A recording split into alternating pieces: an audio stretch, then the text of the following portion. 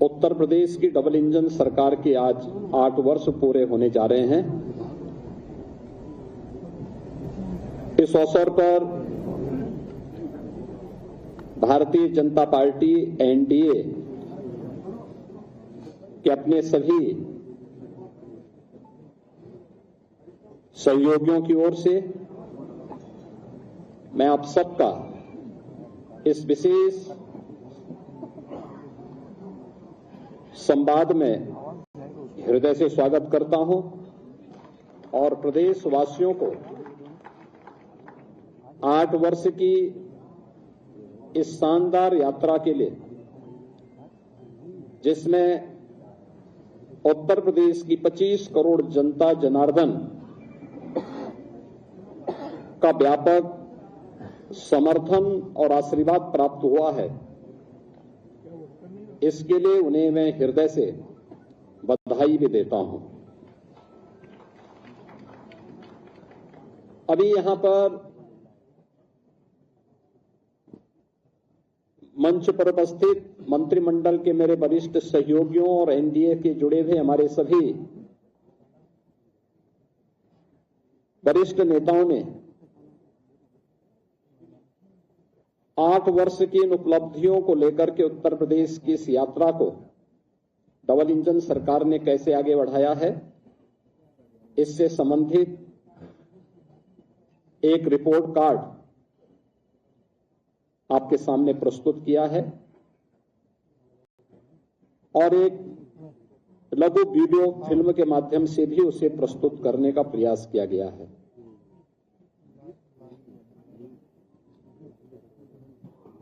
25, 26 और 27 मार्च को प्रत्येक जिला मुख्यालय पर डबल इंजन की सरकार की, केंद्र की सरकार और राज्य की सरकार के द्वारा समग्र विकास के जिन क्षेत्रों में कार्य किया गया है, वह अन्नदाता किसान के उत्थान के लिए हो, युवाओं के रोजगार के लिए हो, मातृशक्ति के स्वावलंबन के लिए हो, हस्तशिल्पी और कारीगरों के उत्थान के लिए हो, बेरोजगारों को रोजगार देने का, इंफ्रास्ट्रक्चर डेवलपमेंट का, परंपरागत उद्यमिता को नए स्किल के साथ आगे बढ़ाने का, इन सभी अलग अलग सेक्टर में क्या क्या कार्य हुए हैं, इन 3 दिवसीय विकास उत्सव के माध्यम से जनपद के अंदर उस सभी सेक्टर से जुड़े हुए जो लाभार्थी हैं, जो युवा हैं, जो मातृशक्ति है,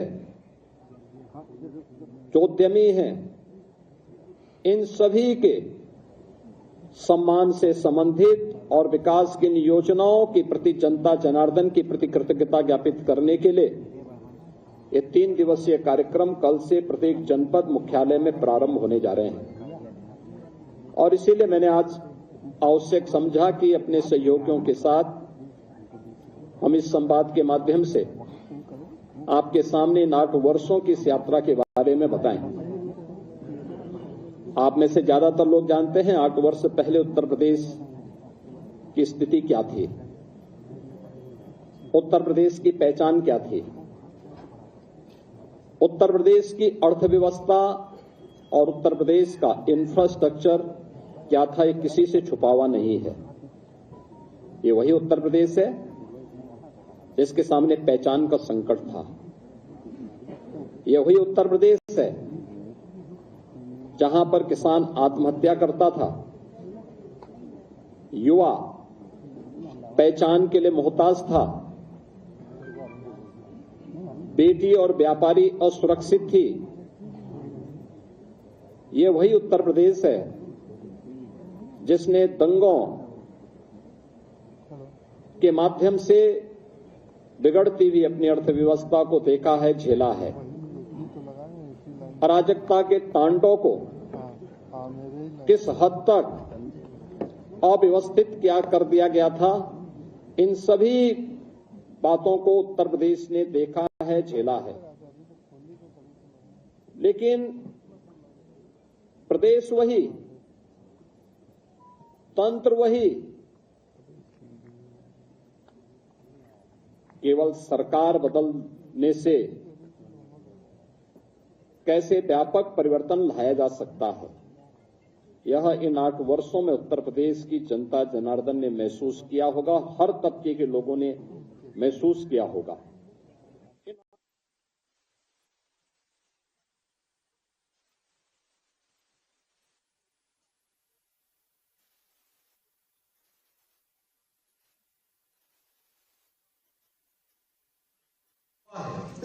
या आज इसी से आप देख सकते हैं कि जो उत्तर प्रदेश 8 वर्ष पहले बीमारू राज्य माना जाता था, देश के विकास का बैरियर माना जाता था, जिस उत्तर प्रदेश को 8 वर्ष पहले केवल एक श्रम शक्ति के रूप में लोग जानते थे, आज वही उत्तर प्रदेश 8 वर्ष बाद देश की अर्थव्यवस्था ग्रोथ इंजन बनकर के उभरा है। आज वही उत्तर प्रदेश 8 वर्ष की इस यात्रा के दौरान देश के अंदर अर्थ पुंज बनकर के उतरा है, अर्थ शक्ति के रूप में उभरा है। आज यही उत्तर प्रदेश प्रत्येक सेक्टर में जो देश के विकास का एक बैरियर माना जाता है, आज वही उत्तर प्रदेश जो देश के विकास का एक बैरियर माना जाता था, आज वही उत्तर प्रदेश देश के विकास का ब्रेक थ्रू बनकर के उसको एक नई दिशा देने के लिए हर एक सेक्टर में आगे बढ़ता हुआ दिखाई दे रहा है। खासतौर पर अगर मैं एग्रीकल्चर सेक्टर की ही बात करूं, 2017 के पहले उत्तर प्रदेश के अंदर ये क्षेत्र पूरी तरह उपेक्षित था। हम लोगों ने हमेशा इस बात को माना है कि विकास की जो ये अवधारणा है, हमें पहले अपने उन सेक्टर को चिन्हित करना पड़ेगा जिसमें हमारे लिए सबसे आसान और सबसे महत्वपूर्ण संभावना है। उत्तर प्रदेश प्राचीन काल से ही इस दिशा में 2 सेक्टर में बहुत आगे बढ़कर के काम करने वाला राज्य रहा है। इसमें एक कृषि प्रधान देश, प्रकृति और परमात्मा के असीम कृपा का यह प्रदेश, अत्यंत उर्वरा भूमि, पर्याप्त मात्रा में जल संसाधन, हमारे पास एक बड़ी आबादी यहां निवास करती है। इन सब को उचित और व्यवस्थित नियोजित करके हम देश के लिए खाद्यान्न उत्पादन का एक बास्केट बनकर के उभर सकते थे। तकनीक का उपयोग करके किसानों की आमदनी को कई गुना आगे बढ़ा सकते थे। लेकिन 17 के पहले उत्तर प्रदेश का किसान आत्महत्या कर रहा था। 17 के पहले उत्तर प्रदेश के अंदर कृषि सेक्टर में एक वीरानी छाई हुई थी। लेकिन इन 2017 के बाद ये डबल इंजन की सरकार ने जो व्यापक परिवर्तन किए हैं वह हम सबके सामने है। आपने देखा होगा जो कृषि की दर थी उत्तर प्रदेश में, वह 2016-17 तक केवल 5% के आसपास थी। आज बढ़कर के 13.5% से अधिक हुई है। और उत्तर प्रदेश की जीडीपी में इसके कारण 28% की बढ़ोतरी आज देखने को मिल रही है। और इसकी शुरुआत हमारी कैबिनेट ने, पहले ही कैबिनेट ने की थी। प्रदेश के अंदर 36,000 करोड़ रुपए की लागत से लघु और सीमांत किसानों के कर्ज माफी के कार्यक्रम को लेकर के आज उसी का परिणाम है कि जिस प्रदेश में 16-17 तक कुल यहां पे 557 लाख मीट्रिक टन खाद्यान्न का उत्पादन होता था, आज उसी प्रदेश में हम लोग गत वर्ष ही 668 लाख मीट्रिक टन से अधिक खाद्यान्न का उत्पादन किए हैं। यानी ये 20% खाद्यान्न के उत्पादन में बढ़ोतरी एक वर्ष में ही उत्तर प्रदेश के अंदर देखने को मिली है। प्रधानमंत्री ऋण मोचन की योजना से लेकर के प्रधानमंत्री किसान सम्मान निधि की योजना तक हर एक क्षेत्र में आज किसान को डीबीटी के माध्यम से धनराशि जाती है। प्रदेश में आज के दिन पर प्रधानमंत्री किसान सम्मान निधि में 2,61,000 से अधिक किसानों को 80,000 करोड़ रुपए से अधिक की धनराशि डीबीटी के माध्यम से उनके खातों में गई है। प्रदेश के अंदर सिंचाई की क्षमता में व्यापक बढ़ोतरी हुई है। ये वही प्रदेश है वर्षों से जहां पर सिंचाई की परियोजनाएं लंबित पड़ी हुई थी। अर्जुन सहायक हो, बाणसागर हो, सरयू नहर राष्ट्रीय परियोजना हो, 40 वर्षों से योजनाएं लंबित पड़ी हुई थी। इस दौरान इन 8 वर्ष के अंदर प्रदेश सरकार ने, डबल इंजन की सरकार ने प्रधानमंत्री कृषि सिंचाई योजना का सहयोग लेकर के इन सभी परियोजनाओं को पूर्ण किया। लगभग 23 लाख हेक्टेयर के अतिरिक्त सिंचाई की सुविधा उत्तर प्रदेश के अन्नदाता किसानों को दी। प्रदेश के अंदर कृषि विज्ञान केंद्र स्थापित कराए। प्रदेश के अंदर कृषि विश्वविद्यालयों का उन्नयन किया।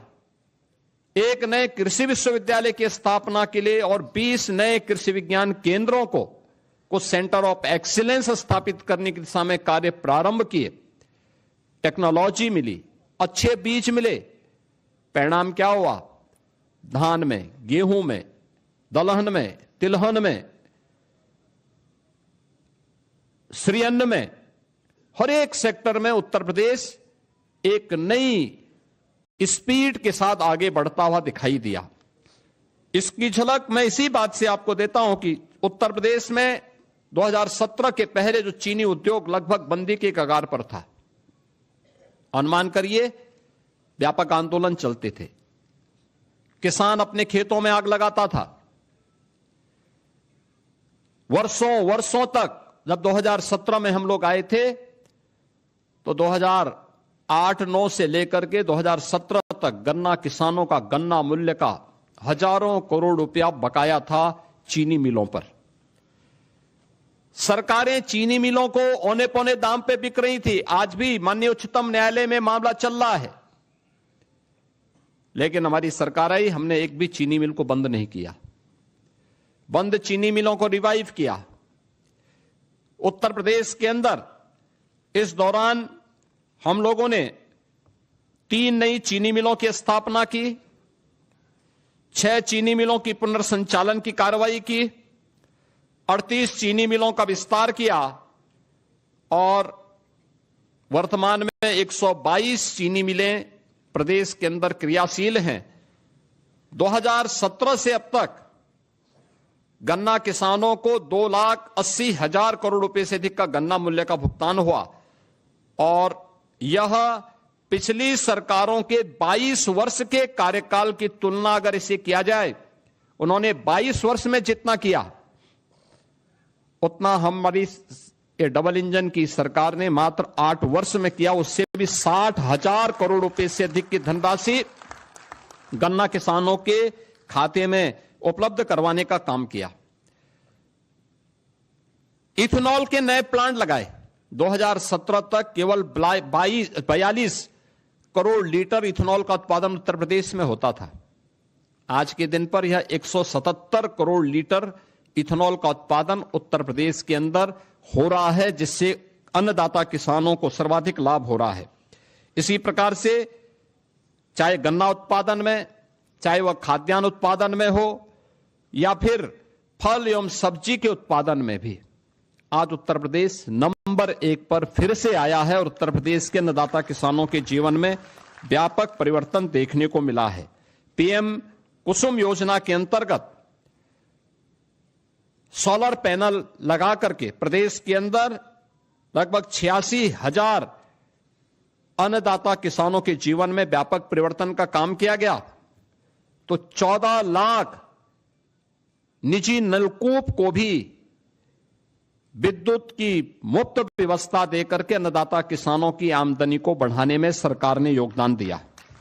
और परिणाम है कि इस दौरान अगर आप देखें 2012 से 17 के बीच बिचौलियों के द्वारा तब सरकार करती थी, तब कोई प्रोक्योरमेंट सेंटर सरकार के द्वारा नहीं लगाए जाते थे। तब सरकार ने गेहूं का क्रय पे कुल पैसा खर्च किया था 12,808 करोड़। ये पैसा अन्नदाता किसान के पास नहीं, बिचौलियों के पास गया था। और 17 से लेकर के 23-24 के बीच में सरकार ने जो गेहूं क्रय पर धनराशि खर्च की है, इसमें 2.5 यानी इससे लगभग 2.5 गुना अधिक हम लोगों ने इसके लिए धनराशि खर्च की है, लोगों को उपलब्ध करवाया है। और इसमें 200 यानी 94, इसमें कुल धनराशि 12,808 करोड़ की तुलना में 43,424 करोड़ रुपए यानी 3.5 गुना अधिक भुगतान अन्नदाता किसानों को सीधे प्रोक्योरमेंट के केंद्र के माध्यम से हम लोगों ने अन्नदाता किसानों के लिए किया है। ऐसे धान के क्रय में भी 12 से 17 के बीच 17,190 करोड़ रुपए का कुल भुगतान बिचौलियों को हो पाया था, क्योंकि किसान सरकार के तत्कालीन सरकार के एजेंडे में कहीं नहीं था।